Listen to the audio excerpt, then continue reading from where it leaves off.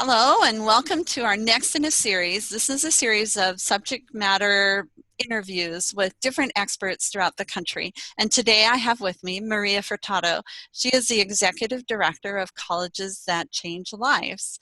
Welcome, Maria. Good morning, Cindy. Nice to see you again. Thank you for asking. Well, glad to have you here. So tell us a little bit about yourself. What's your background, and have you always been involved in higher education, or did you have other things that you've been involved in as well? Oh, I feel like the atypical college rep in so many ways. I'm a first generation student, so my parents and I kind of stumbled through the process. I did end up at my first choice college, which was a lucky, fortuitous circumstance. Partially that came from my dad actually taking an exit on the way home. And that was a very unusual thing for him to take, an unexpected detour. He was very much a point A, point B kind of guy. And we had visited one school, which I did not particularly like. And on the way home, we passed the exit for a different school that I was looking at, and we stopped and visited, and it felt just right. And part of that, I think, when you're a first-generation student, is so much of it is how it feels when you step on the campus, and it just felt right to me. So that was very exciting. And they had the academic major I was looking for, so all those things came together beautifully for me. I was not that kid in college that was a tour guide. I was not an overnight host. I was not a good person at making those connections with faculty. I had some friends who were all of those things, but I had a great education. I had a good time, and I left with no particular plan on what I would do professionally. So I ended up going into a training program for Woolworths, the old retail stores, and I did that for several years. And then I stumbled into another job working in heating wholesale.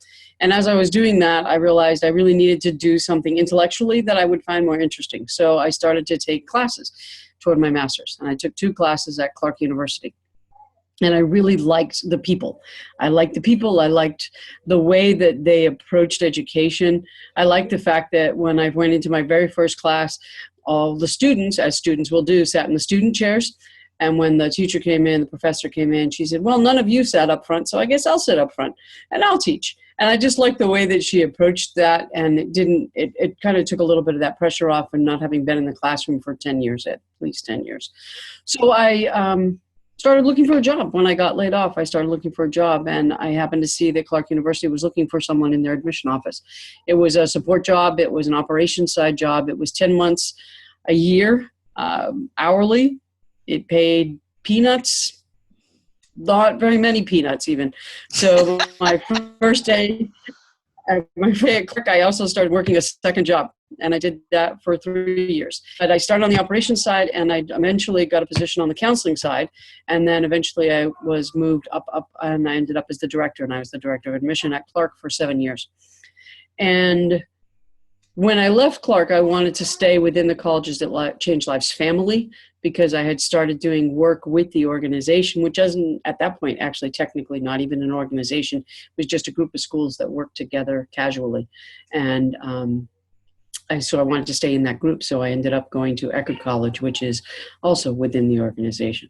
And I'll stop there, because that way you can do the smooth follow-up with, what about Colleges That Change Lives? And we'll go from there. Okay, well, I'm going to insert one in here just a little bit. You talked about being a first-generation student, and many of the students that we work with as counselors and advisors, and that's actually going to be a topic we're going to talk about in our class. So how does a college that changed lives? So let's go into that. How does that help a student who's coming from a very diverse background, like being a first generation? So tell us a little bit more about Colleges That Change Lives. So Colleges That Change Lives is a group of 44 small liberal arts colleges and universities. We came together 20 years ago, actually, to start working together after the publication of a book called Colleges That Change Lives. And then 10 years ago, so these are our double anniversary year in 2016, 10 years ago, we created the nonprofit organization Colleges That Change Lives. And our goal is to remind everyone, students, parents, counselors, that the college search is actually a student-centered process. It's about students finding a good place. And that conversation, I think, is extremely important for first-generation students from underrepresented backgrounds as well as majority backgrounds. I think that recognizing that this search is not just about trying to mold yourself as a student into something that a college wants, but it's really about finding colleges that respect all the things that make you who you are. So first generation students, oftentimes, not always, but oftentimes they're from socioeconomically challenged backgrounds. They have different things that they have to do with their time. So they may have to go home 3 nights a week and then cook dinner. So they can't be in the show. So, or they can't be on stage. They can build a stage because that's a finite period of time. So they can help with something like that, but they can't be in the show because they have to go home 3 nights a week and make dinner for little brothers and sisters or watch after their grandparents, or they work 20 hours plus a week.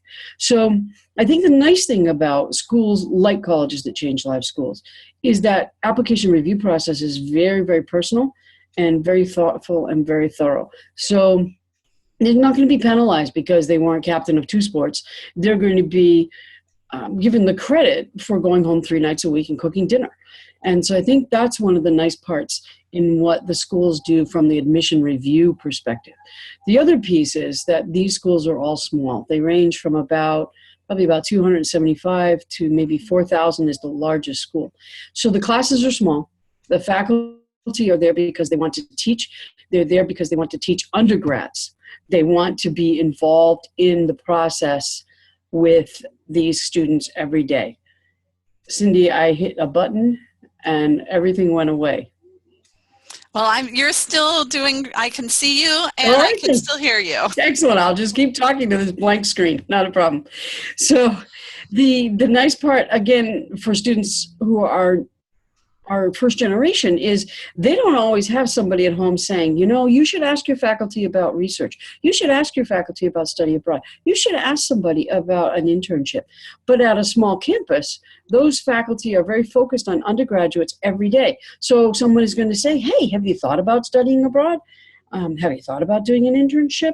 One of my best stories is from a woman that I worked with at Akron College. She's a first generation student, and she studied abroad while she was in college twice. She spent a semester in Hong Kong. She spent 5 weeks doing research in Cambodia and Laos and Vietnam with faculty. And she applied for a Fulbright scholarship and received a Fulbright when she graduated. She wouldn't have done any of those things except that a faculty person said to her, hey, have you thought about studying abroad? And her response was, I don't think I really know what that is. So they talked about it. And the faculty person said, go to this office and talk to Diane. So she went downstairs and talked to Diane. And then it came time to think about applying for postgraduate opportunities. And another faculty person said, hey, have you thought about doing a Fulbright and applying for Fulbright? And she said, I don't know what a Fulbright is. So that idea that someone's kind of keeping an eye on you is really, really good, I think, for first generation students who don't know the questions to ask. If everyone in your family is college educated and has done all these things, they know what things to suggest. They know what to say and how to nudge you in the right direction. But sometimes you need other people if this is a new process for your family. Absolutely. And I'm a first generation college student myself too. I mean, my dad didn't even go to high school. So there was no way neither one of my parents knew what to advise or how to give you guidance. So having that on a campus. So how does that fit into diversity? What is your definition of diversity? And how does that, and you've already talked a little bit about how that applies for students who are doing CTCL, but broaden that perspective a little bit. My definition is big, and that's always been fun for me when recruiting for Clark and Eckerd. When someone would come to my table or come to campus and say, well, talk to me about diversity, my first question to them was always, what do you mean by diversity? Because I define it very broadly. I define it as socioeconomic backgrounds, political backgrounds, sexuality, educational background, athletes and non-athletes, scientists and artists, and race. But I have always found that in the US especially, we tend to define it as a culture very, very quickly as race. And in the college search, we define it very quickly as, do you have Black students? And often the next step is what they want to know is, do you have men on your campus? And that's a very blunt answer, but you know me, you're not surprised. But I think that the first question for me when it comes to talking about diversity is always what the person is, what they really want to know. because one of my favorite sessions we ever did at Clark is we did a student panel or an open house, and somebody asked, what's your favorite thing about Clark? And the student's response was, I love the diversity of thought. Mm-hmm. And he said, you know, we talk a lot about diversity, and I think it had just come up in the conversation. And he said, diversity is easy to define racially and ethnically because you can look and see difference very quickly. He said, but the most exciting part about my college education has been diversity of thought. And the idea that somebody brought a different perspective to the classroom, which made him think about it a different way than he might have. And it wasn't specific to any one class. It wasn't just philosophy. It was science. It was such a broad, wonderful answer that I really liked it. But I think that when it comes to diversity in our country, we very narrowly bring it down to religion, ethnicity, race. And those three kind of come up right at the top. We don't often go to the idea of socioeconomics. We don't go sometimes to that idea of liberal conservative. Where does that play into the conversation? But I think that the best definition is the biggest definition, because we want students to be able to leave our campuses, which all of them are majority white. You know, none of them are majority minority at all. But we want them to leave our campuses ready to ask the right questions to understand how to work well with lots of different types of people, because they're not going to always work in a majority white world. They're not going to always be in a place that everybody thinks like them. And the ability to explain why you think about it differently, the ability to question someone else in a respectful and responsible way is such a useful skill no matter what industry you end up in. So how do, looking at that, and I agree with you in terms of a very broad definition of diversity, how do the CTCLs foster diversity within their campuses? Lots of the schools look at it in the broad way. And it's interesting because you have places like Earlham and Guilford that are Quaker schools, so they're always going to have a very big social justice definition of diversity. And then you have schools like Hillsdale, which is a lot more conservative, a lot more Americentric. So a lot of the conversation when I visited there and what I've seen and read is very much about American culture. And it was not an especially diverse campus from what I saw from a racial and ethnic perspective. So the schools are going to define it differently. Many of them are posse schools. So they work with the posse organization to bring a group of students of color each year to campus to help create a cohort so that students have faculty support, administrative support, as well as peer support while they're on campus. So that, and just this year, for example, University of Puget Sound, Posse School, and they are bringing a group of students from the Central Bay Area this year. Center College is a posse school. Denison, I believe, is a posse school. So there's quite a few of them. I know that was only 3, does not technically mean quite a few, but there are more than I remember right now. So I think are very actively reaching out. Whenever we do our programs on the road, the schools always are willing. If, for example, I have a CBO, a community-based organization that wants to bring a group of students and wants them to do extra workshops or something while we travel together, they're very willing to do that. And that typically is a group of underrepresented first-generation students. I've seen them reaching out a lot to organizations while they travel, so that they can meet the counselors as well as meet the students. It's a slow process to grow your diversity from a racial and ethnic and even socioeconomic perspective, because you have to, in many ways, you have to have people of color for people of color to see. Right. So that students feel that they're going to a place where there's already somebody like them, especially if they come from a majority minority high school where they're used to being not the minority. They feel like the majority. So helping them to understand how that's going to work, I think, is very important. I learned years ago from a young Haitian man that I worked with. He said, one of the things we need to all talk about is the things that, for example, Black students will think about. Well, are there churches nearby that might be the kind of church that I'm used to? Where do I get my hair cut? Because it's a different question than it is for many people. How do I get my hair done?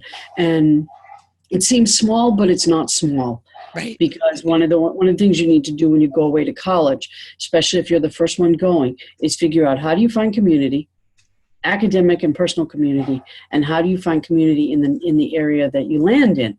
And finding a church, for example, or finding a synagogue might be a really great way to connect to people and to really start to expand your network of support. Absolutely. And I think that's such a key thing. And one of the things that we as counselors, one of the responsibilities that we have is to help communicate that and help prepare our students to teach them how to look for that community. One of our people that we interview is Harlan Cohen, and he talks about that. I think it's really important too for admission reps to be up front. And sometimes a student will come to the table or a parent and say, well, what's your percentage of diversity? And so they're looking for numbers. And again, I would push back and say, are you looking for overall diversity? Or are you looking for a particular group? Do you want to know more about Latinos or Asian students? Do you want to know about our Native American population? Do you want to know about the Black population? Because I don't want to give them a false answer. It's like when people come up and say, well, what's your tuition? Well, if you're very literal and you just tell them tuition, you leave out room and board and fees and all of that. And that could be another 10, 15 grand, depending on the institution. It might be 6, but it's still more money. And so I always advise families, for example, to ask about comprehensive costs so they get the total picture. On the diversity or representation side, ask about what you really want to know. How do you define diversity? And then what is it, do you particularly work with, Southeast Asian immigrants? Then ask about that population in particular. I think you get better information that way.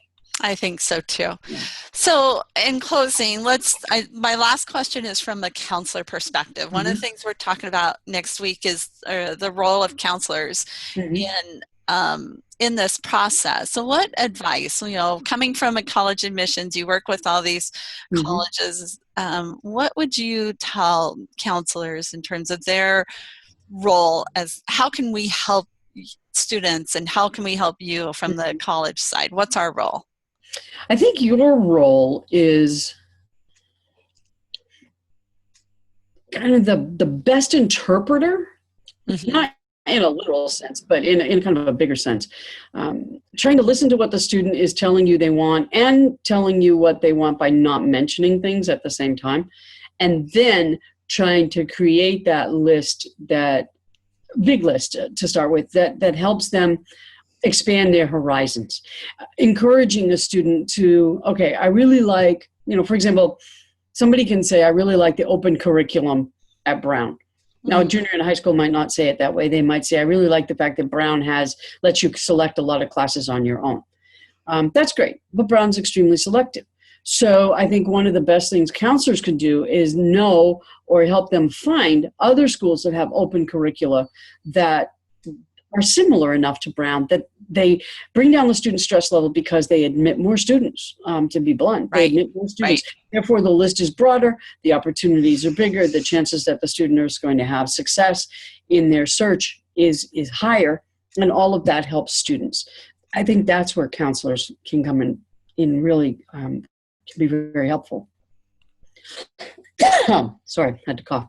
The other thing I think that counselors can do is try to push students away from that very narrow band of schools and push their parents away. That very narrow band of well-known schools, because there are so many schools like the schools and colleges that change lives, and schools like them that don't happen to be part of our organization, that are such good places for undergrads, even better places than some of the big known places for undergrads. Yeah. 18 to 22-year-old group where they need mentoring. They want to get into research, but they don't really know what that means, so they need somebody to guide them.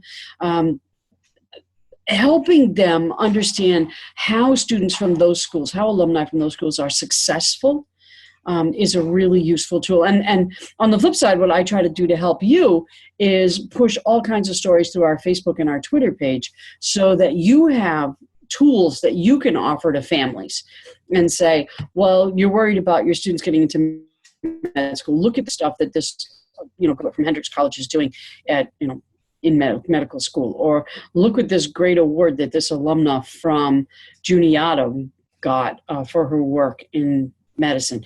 In places that they might not think about as offering great opportunities.